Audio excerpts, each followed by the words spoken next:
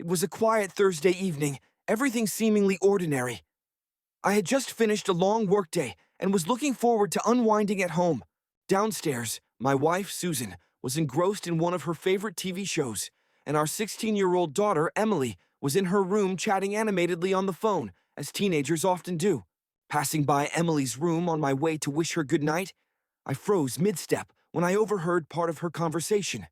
"Yeah, my mom was with him again last weekend," Emily said casually, as though it were the most natural thing in the world. I stopped, unintentional in my eavesdropping, but unable to ignore the curiosity sparked by her words. "She's been seeing him for a while now. I know, right? She doesn't even try to hide it anymore," she continued, a slight laugh coloring her tone. A wave of nausea hit me as her words sank in.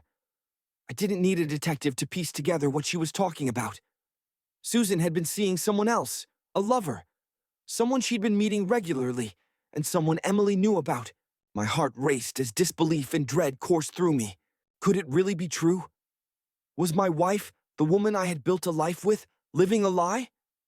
I held on to the hope that I was misunderstanding, that there was an innocent explanation. But Emily's next words shattered that hope. "She even tells me to cover for her sometimes, like if, he calls," she whispered. "Dad would never believe it. He has no clue. Mom's actually gotten really good at sneaking around." A bitter laugh escaped my lips before I could stop it.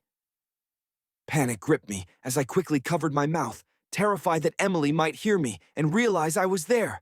I stepped back from her door, retreating down the hall with my mind spinning. Emily, my own daughter, knew about her mother's affair and had been complicit in hiding it from me. The betrayal stung in ways I couldn't begin to articulate. Downstairs, I sank onto the couch, my body numb. Susan sat nearby, laughing at something on the TV, her face illuminated by its soft glow. She seemed so calm, so normal. How long had she been deceiving me? How many nights had she slipped away under the guise of innocent outings? And how many lies had Emily spun to protect her mother's secret? I felt a deep resentment rise, but I knew I couldn't confront her. Not yet.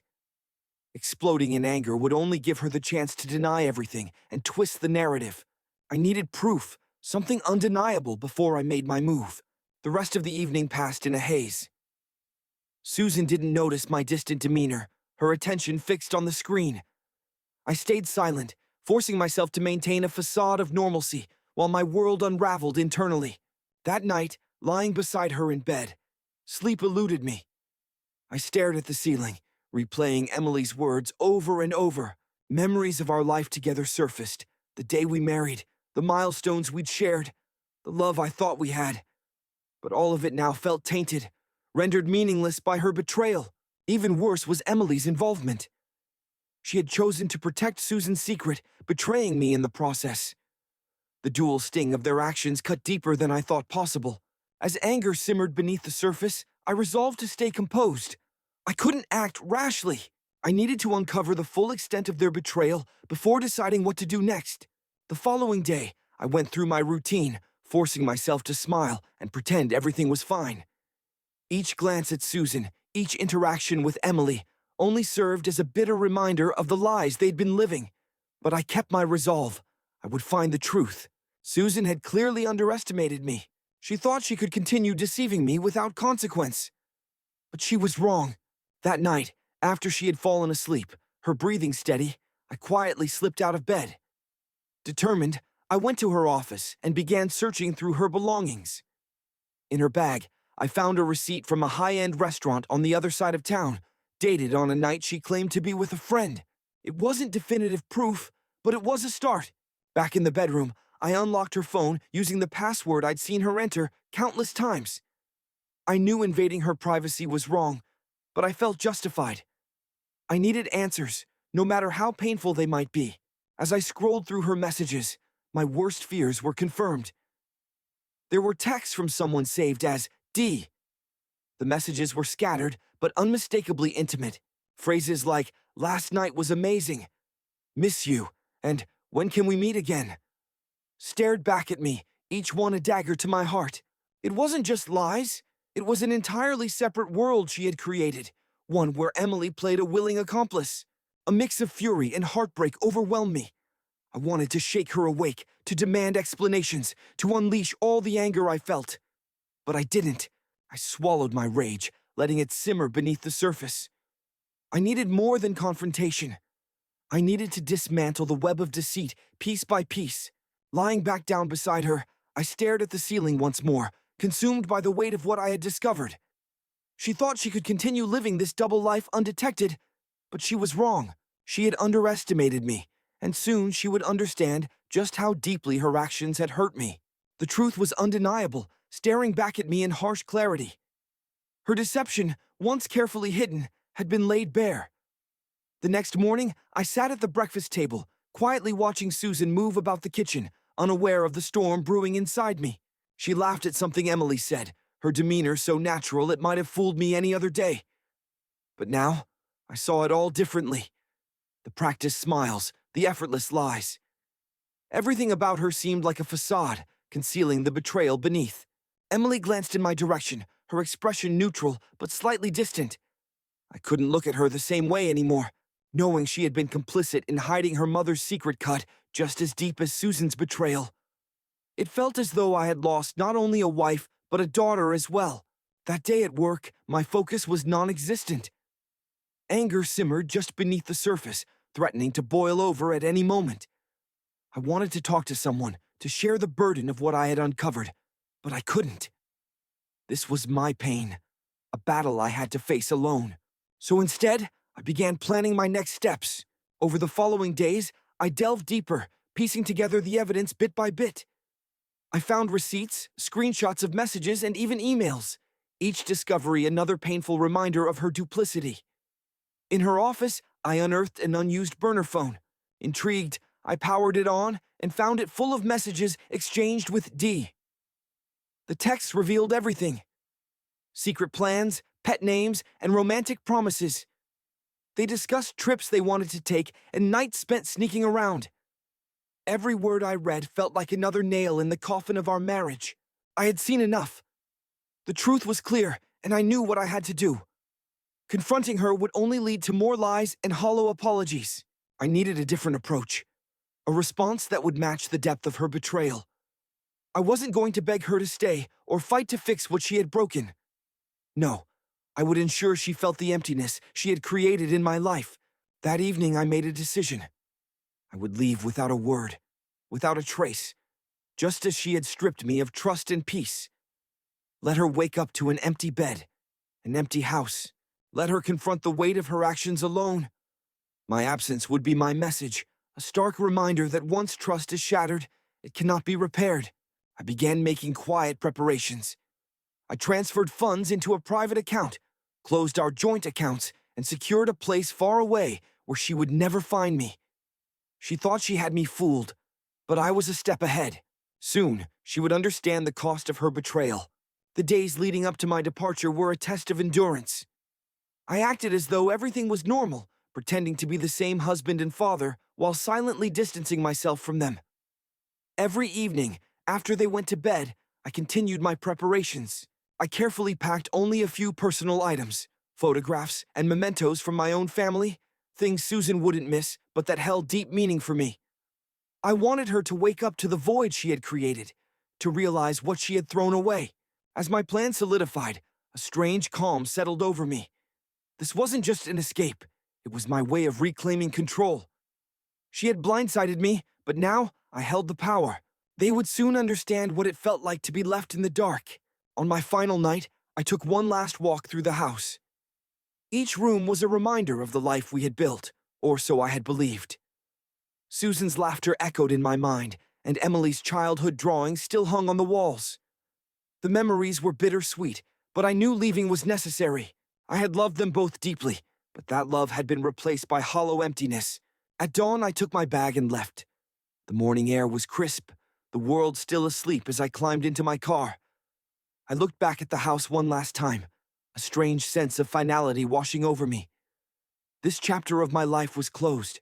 As I drove away, I felt as though I wasn't just leaving behind a home, but also the lies, the betrayal, and the life I had thought I knew. The first few days in my new town felt surreal. I had chosen a small, quiet place on the coast, far enough away to ensure no one could find me. I rented a modest apartment overlooking the ocean and began rebuilding my life. Living alone was strange, but the solitude brought a peace I hadn't felt in years. Here, I was no longer a husband or a father. I was simply a man, free to start anew. Occasionally, my thoughts wandered back to Susan and Emily. I imagined them waking up to find me gone, the realization of their actions sinking in. I pictured their confusion, the shock, and the slow understanding of what my disappearance meant. They had taken my trust for granted, and now they would face the consequences. I kept my phone off, cutting all ties with my past. It was a clean break, the beginning of a new chapter. The life I had left behind began to fade, replaced by the quiet satisfaction of reclaiming my freedom. 3 years passed, and in that time, I built a life completely separate from the one I had left. The scars of betrayal remained, but had softened with time. I spent my days exploring my coastal town, meeting new people, and embracing the freedom of anonymity. One afternoon, while enjoying a quiet moment in a local cafe, a familiar voice interrupted my thoughts.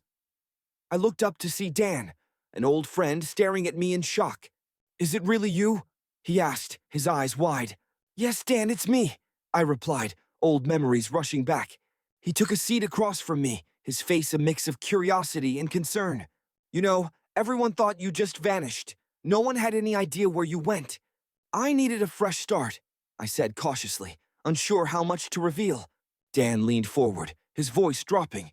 "Man, after you left, things fell apart for Susan and Emily." My heart pounded as I listened, a flood of emotions threatening to overwhelm me. The realization of the truth had finally surfaced, and I nodded subtly, signaling Dan to continue while striving to keep my face expressionless.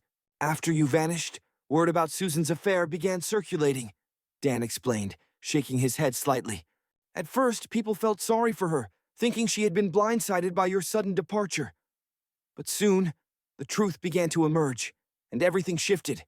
My interest sharpened, and I raised an eyebrow. "What do you mean?" Dan sighed, glancing around the cafe as if ensuring no one was listening. "Susan wasn't as careful as she thought. People started connecting the dots. The fancy dinners, her outings, and the way she never seemed concerned about where you'd gone. Eventually, the truth came out. She'd been involved in an affair for quite some time. A grim satisfaction settled over me. It was one thing to know about her infidelity myself, but the thought of her being exposed to the world brought a sense of justice I hadn't anticipated." Dan's tone grew more somber as he continued. "People turned their backs on her. She lost friends, people she'd known for years, who didn't want anything to do with her anymore. Even her family was ashamed. I heard her parents were devastated when they found out." "What about Emily?" I asked hesitantly, bracing myself for the answer. Dan shook his head slowly. "Emily and Susan had a huge falling out.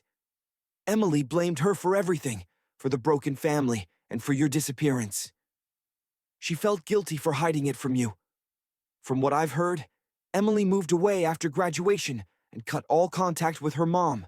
They don't talk anymore." I leaned back in my chair, processing the weight of his words. Susan had lost everything, her friends, her family, and even her daughter. My absence had forced her to confront the reality of her actions, leaving her completely alone. "I never thought it would end up like this," I murmured, more to myself than to Dan. But I didn't feel sadness or regret. Instead, a profound sense of closure and justice filled me. Dan studied me, his expression both curious and understanding. "Honestly, it sounds like you made the right choice. Sometimes walking away is the best thing you can do." We sat in silence for a moment, the weight of the past settling around us. I thanked him for sharing what he knew, for giving me the final piece of closure I hadn't realized I needed.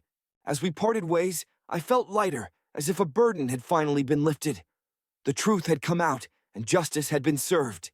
That evening, as I walked along the beach, the rhythmic crash of the waves matched the steady beat of my thoughts. I realized that the life I'd left behind was truly over. Susan and Emily had made their choices, and I had made mine. For the first time in years, I felt fully free. With the revelations about Susan and Emily, a new chapter in my life began to take shape. It was a strange sensation, knowing that the people who had once been my entire world were now just distant memories. Their hold over me was broken.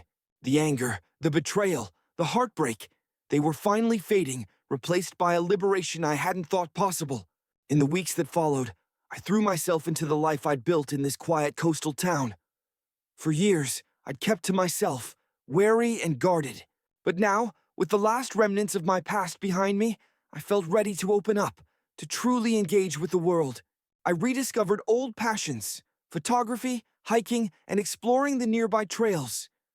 I joined a community group and started volunteering, meeting people who had no idea about the scars I carried.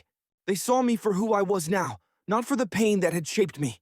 One evening, while chatting with a group of newfound friends at a local diner, I realized how much I had grown. I no longer felt defined by the betrayal that had once crushed me. Instead, I had built something better, something true. Eventually, I began to consider companionship again. I met Claire through one of the community projects. She was kind, funny, and compassionate in a way that felt refreshing. Our conversations flowed easily, filled with laughter and understanding. She knew nothing of the heartbreak that had brought me here, but for the first time, I felt ready to share my story. Over a quiet dinner, I opened up about my past, the betrayal, the pain, and the journey that had led me here. Claire listened without judgment, her presence calming and grounding. When I finished, she placed her hand over mine, offering silent support. It was enough. With Claire, I found a different kind of connection, one built on mutual respect and shared moments, free from the shadows of betrayal. There was no rush, no pressure, just the freedom to enjoy each other's company and let things unfold naturally. For the first time in years, I felt hope for the future. As I sat on the beach one evening, watching the sun dip below the horizon, I reflected on everything that had brought me to this point. The life I had built, the people I had left behind, the journey from heartbreak to healing, it all seemed so far away. Susan and Emily were just shadows in my past. Their actions a closed chapter in a story I had finished writing. The life I had now was truly mine, free from lies and bitterness. As the waves rolled in, steady and endless, I felt an overwhelming sense of peace. I had survived betrayal, rebuilt myself, and come out stronger. This was my life now, a life of happiness, peace, and new beginnings. And I was ready to embrace whatever came next.